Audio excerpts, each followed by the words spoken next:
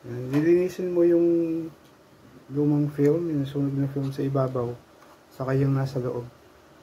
Ang gamit to. Scrape mo lang. Dahan-dahan lang sa paggamit para magasgasan yung yung glass. So, scrape lang. So, after na scrape lahat ng lumang adhesive sa ibabaw, ang gagawin mo naman yung sa ilalim. Yan, sisikot mo lang yung paangat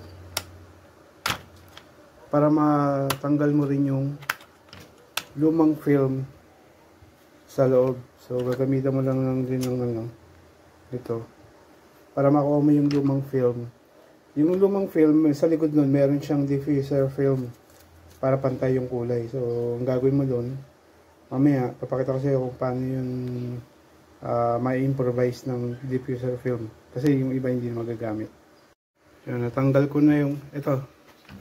na yung nasa loob na polarizer film, yung nasa inner ng glass. Sa likod niya meron siyang white, yan, diffuser film yan. Mamaya gagawa tayo ng improvise para pantay ang buga ng ilaw, walang hotspot.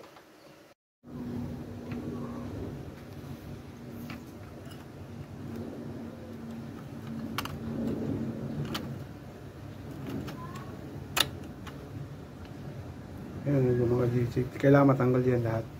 Yung nasa ilalim, saka sa ibabaw.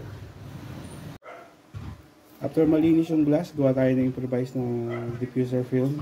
Tapos nasa likod nyo yung polarizer film. Gamit ka ng duct tape na white.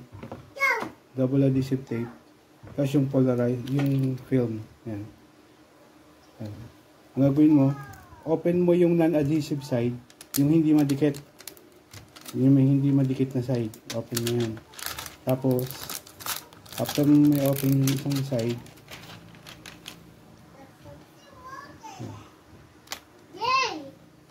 dikitan mo ng double adhesive tape isang side, yung sa hindi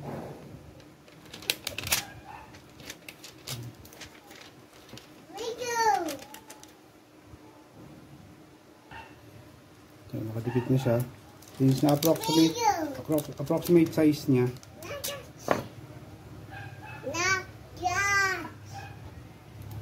ito naman halos ka size niya na, so ikakat ko muna para madali na siyang mahawakan.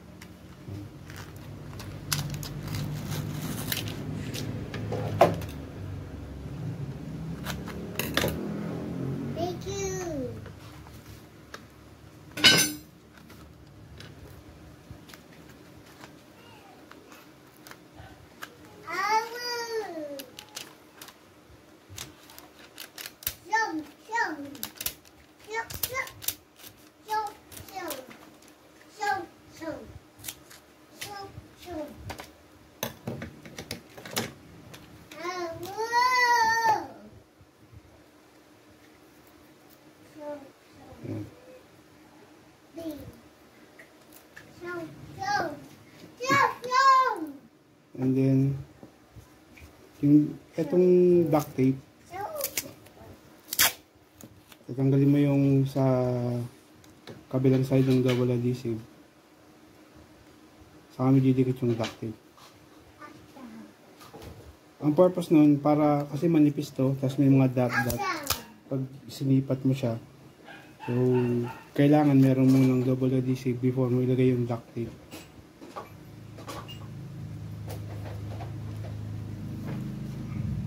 Para walang hotspot pag sinilya mo yung ilaw sa gauge.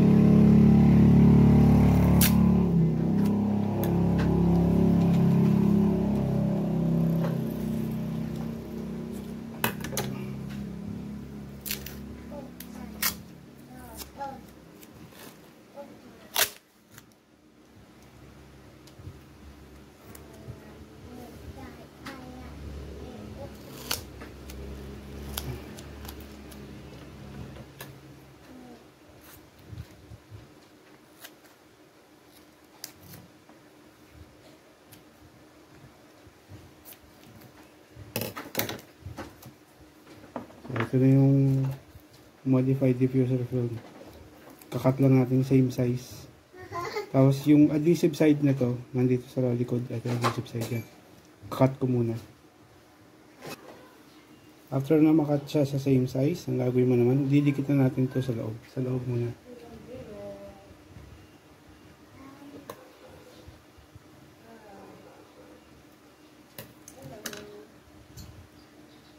Dito sa loob nito.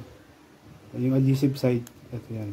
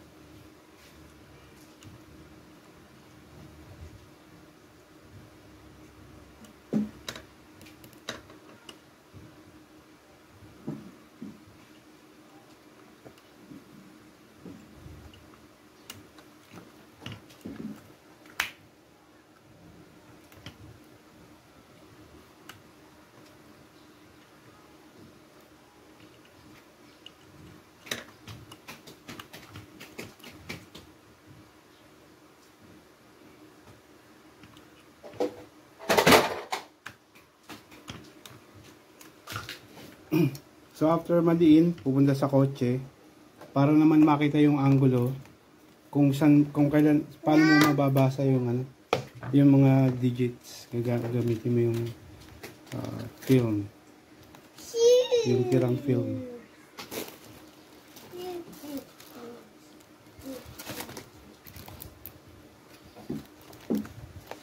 So tatandaan mo yung adhesive side yung nakaharap para hindi ka malito. Tapos tatandaan mo yung pwesto.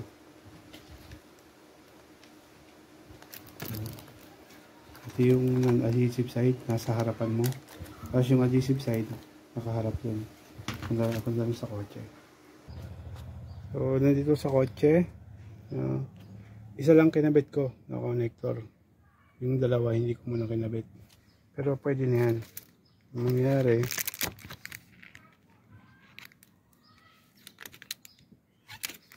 nakaharap sa akin yung adhesive side, sa kabilang side yung adhesive. Kung hahanapan mo ngayon ng angulo para mabasa mo yung mga digits.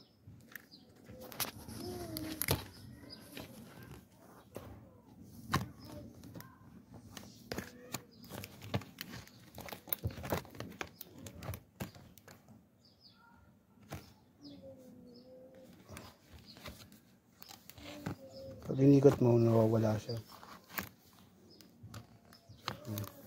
Inikot mo ulit. Inulit siya. So, ito yung pinakamalinaw niya. Nandito.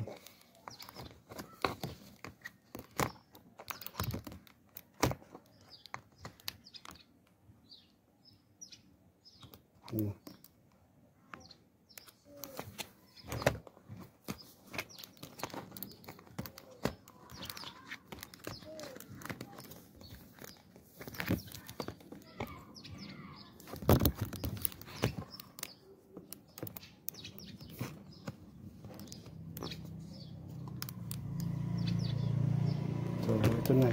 Magkakat ngayon tayo ng same size nito. Pero dapat hindi maalis sa pwesto. Dapat ganito siya. Tatandaan mo ngayon yun.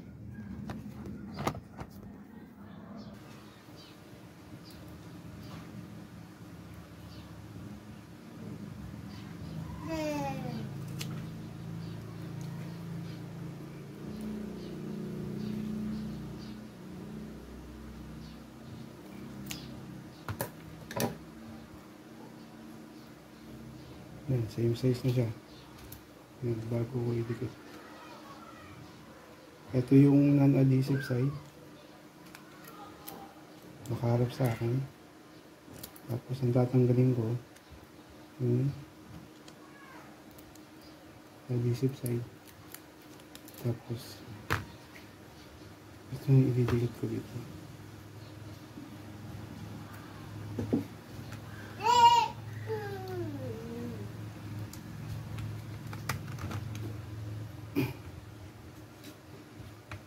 Yung final niya, tatanggalin mo yung protective layer nito. Meron pa siyang isang layer yan. Pero titesting muna natin ulit sa kotse. Final. So, ito na yung final. Tatanggalin na lang yung protective layer, tapos ayusin ko na ulit. Nabasa na siya.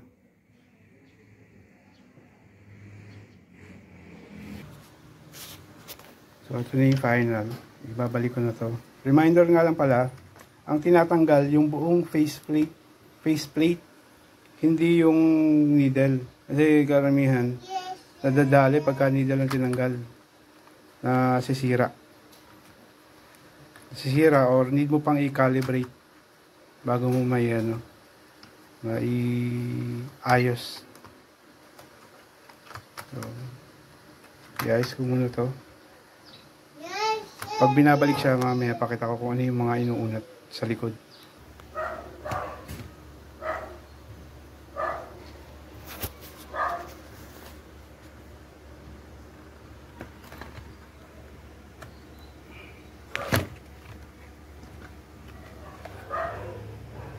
Ito yung inuunat.